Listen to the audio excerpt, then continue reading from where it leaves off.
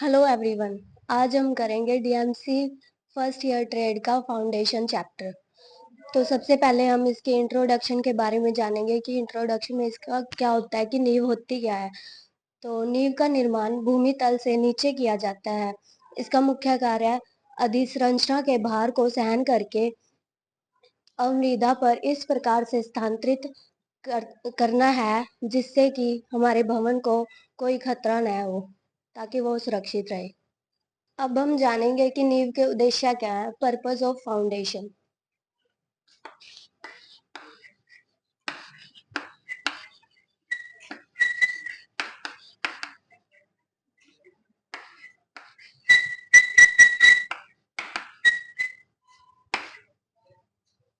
तो इसके कई पर्पस हैं कि नींव बनाने के क्या उद्देश्य हैं। सबसे पहले भवन के भार को सबसॉइल पर स्थानांतरित करना, कि भवन का भार जो नींव पर पड़ता है उसे अवमृदा पर अच्छी तरह से स्थानांतरित करना, और उसके बाद भवन की अधिसंरचना के लिए एक समान तल प्रदान करना, कि हमारी उबड़ खाबड़ जमीन होती है तो नींव बन जाती है तो एक समान तल मिलता है हमें, तो वो हमें तल प्रदान करना नींव का उद्देश्य है। आगे है भवन के टेढ़े व भवन को गिरने से रोकने के लिए, कि हमारा भवन गिरे ना, टेढ़ा ना हो, इसीलिए हम नींव का निर्माण करते हैं। और उसके बाद नींव के नीचे की मिट्टी के पार्श्व फिसलन को रोकने के लिए, ताकि मिट्टी फिसलकर आगे न जाए और मिट्टी वही की वही रहे। उसके बाद भवन के स्थायित्व को बढ़ाने के लिए, कि हमारा भवन लंबे समय तक चले। अगला पॉइंट है हमारा कॉजेज ऑफ फेलियर फाउंडेशन, की हमारी फाउंडेशन फेल क्यों होती है। तो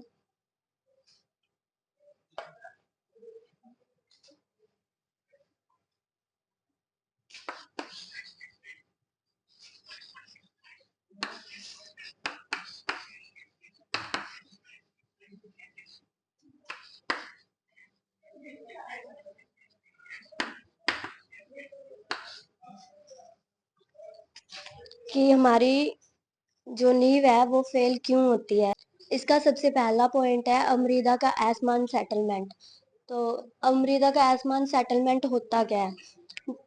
जब हम नींव बनाते हैं और भवन बनाते हैं, तो जैसे जैसे भवन का भार नींव पर पड़ता है तो अमृदा नीचे की ओर धंसती जाती है। तो धंसने के कारण नींव हमारी फेल हो जाती है और भवन को खतरा होता है। इसका सेकंड पॉइंट है चिनाई का असमान सेटलमेंट।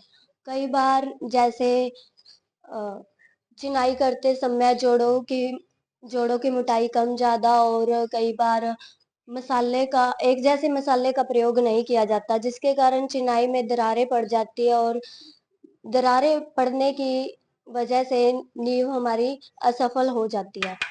इसका थर्ड पॉइंट है अवमृदा आर्द्रता में कमी होना। अवमृदा आर्द्रता में कमी होना मतलब कि नींव के नीचे की जो मिट्टी है, अवमृदा है, उसमें नमी की कमी हो जाती है, जिसके कारण नींव में दरारें पड़ जाती है और हमारी नींव फेल हो जाती है। अवमृदा का पार्श्व फिसलन। इसका अगला पॉइंट है अवमृदा का पार्श्व फिसलन। इस कई बार होता है कि हमारे भवन जो होते हैं समुद्र नदियों के तटों पर स्थित होते हैं, तो जैसे जैसे अधिसंरचना का हमारे भवन का भार नींव पर पड़ता है, तो नीचे की अवमृदा समुद्र की तरफ खिसकने लग जाती है, जिससे हमारी नींव असफल हो जाती है। इस चैप्टर का अगला पॉइंट है लोड्स, की भवन पर पड़ने वाला लोड्स, भार कितने प्रकार का होता है और लोड होता क्या है।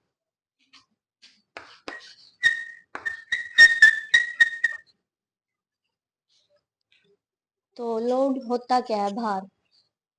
जब हमारे भवन में कोई भी किसी प्रकार की वस्तु का भार हमारे भवन पर दाब डालता है तो उसे भार कहते हैं। ये चार प्रकार के होते हैं। सबसे पहले चल भार। चल भार होता क्या है। चल भार जो लाइव चलता है, जैसे कि हमारे कमरे में या भवन में लोगों का आना जाना, फर्नीचर आदि का रखना, ये चल भार में आता है। और इसका दूसरा पॉइंट है अचल भार। अचल भार जो स्थिर रहता है, जैसे कि हमारे भवन की छत, चिनाई, दीवार, ये सभी अचल भार है। और इसका थर्ड पॉइंट है वायु भार। जैसे कई बार आंधी तूफान आने से जो भार हमारे भवन पे पड़ता है उसे वायु भार कहते हैं। इसका फोर्थ पॉइंट है हिमभार। हिमभार मतलब कि जैसे पहाड़ी इलाकों में पड़ने वाली हिम, मैदानी इलाकों में पड़ने वाली स्नो आदि को हम हिमभार कहते हैं। इसके बाद हमारा इस चैप्टर का पॉइंट आता है टाइप्स ऑफ फाउंडेशन, कि कितने प्रकार की हमारी फाउंडेशन होती है।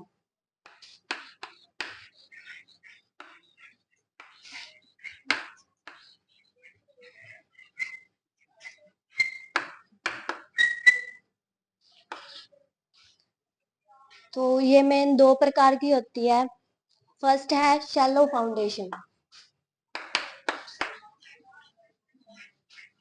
शैलो फाउंडेशन एंड सेकंड है डीप फाउंडेशन।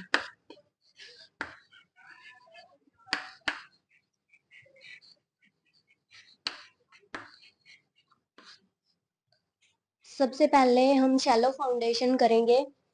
तो शैलो फाउंडेशन होती है उथली हुई फाउंडेशन, जो गहराई में कम और चौड़ाई में ज्यादा होती है, उसे शैलो फाउंडेशन कहते हैं। इसके कई प्रकार हैं। तो शैलो फाउंडेशन का सबसे पहला point spread footing foundation. Spread footing foundation, spread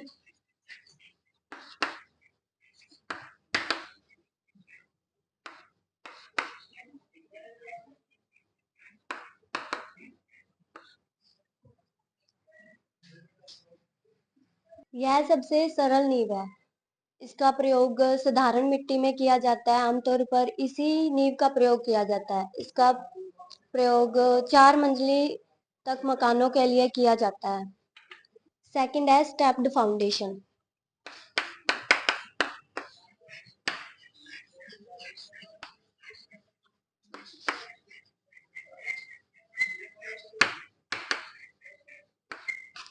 stepped foundation इनका प्रयोग पहाड़ी इलाकों में नींव के खर्च को कम करने के लिए किया जाता है, क्योंकि वहां पे उबड़ खाबड़ जमीन होती है, तो साधारण नींव बनाएंगे तो खर्च अधिक आएगा। इसीलिए इस नींव का प्रयोग किया जाता है।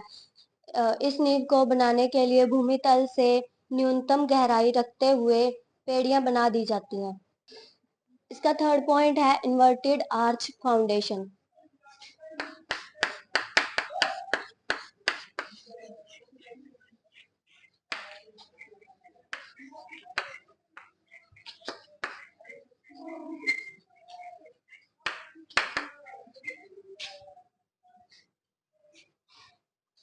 इस नींव का प्रयोग तिरछे भार को सहन करने के लिए किया जाता है, जैसे कि नदियों, पुलों पर इसका प्रयोग किया जाता है, क्योंकि वहां पे पानी का तिरछा भार पड़ता है। इससे आगे है कैंटिलीवर फाउंडेशन।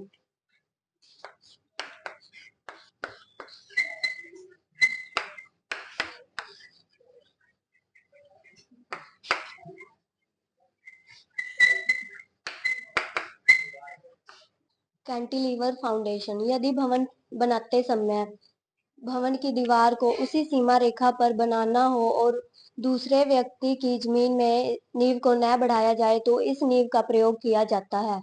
भवन के भार को समान रूप से वितरित करने के लिए इसमें कुछ प्रबलित कंक्रीट की बीम बनाई जाती है, जिसका एक सिरा दीवार में तथा दूसरा सिरा कंक्रीट या चिनाई में दबा दिया जाता है, ताकि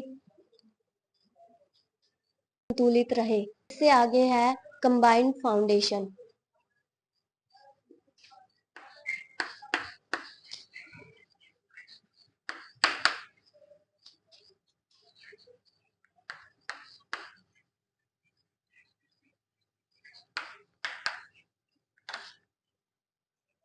कंबाइंड फाउंडेशन, जब दो दीवारों या खंभों कि एक ही नींव बनाई जाती है तो उस नींव को कंबाइंड फाउंडेशन कहते हैं।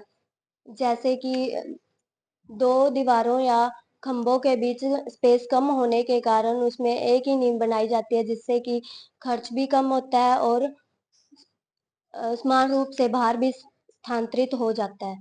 इससे आगे है राफ्ट फाउंडेशन।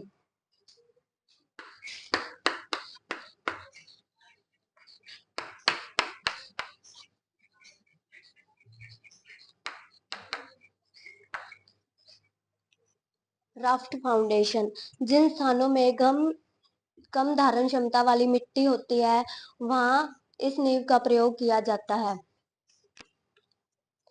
इस नींव को न केवल दीवारों के नीचे बल्कि संपूर्ण संरचना के क्षेत्रफल में बनाई जाती है। ये सभी पॉइंट्स थे शैलो फाउंडेशन के। आगे हम करेंगे डीप फाउंडेशन। फाउंडेशन का सेकंड टाइप जो कि है डीप फाउंडेशन।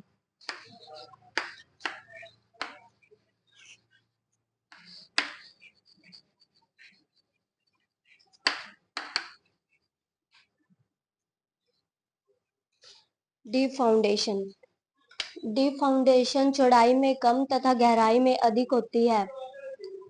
इसका प्रयोग कम धारण क्षमता वाली मिट्टी में किया जाता है। डीप फाउंडेशन आगे कई प्रकार की होती है। सबसे पहले है वेल फाउंडेशन।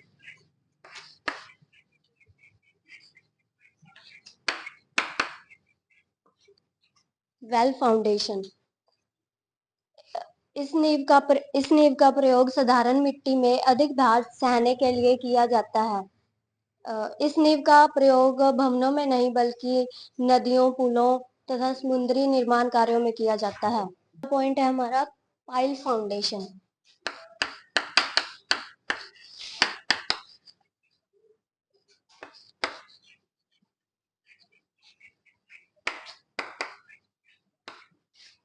पाइल फाउंडेशन इस नींव का प्रयोग कम धारण क्षमता वाली मिट्टी अर्थात दलदलिया इलाकों में तथा अधिक मंजिली वाले मकानों में किया जाता है। इसमें कंक्रीट, लकड़ी तथा लोहे की पाइल्स होती है। पाइल्स को कठोर मिट्टी तक गाड़ा जाता है तथा उस पर नींव का निर्माण शुरू कर दिया जाता है। इसके साथ ही हमारा चैप्टर समाप्त होता है।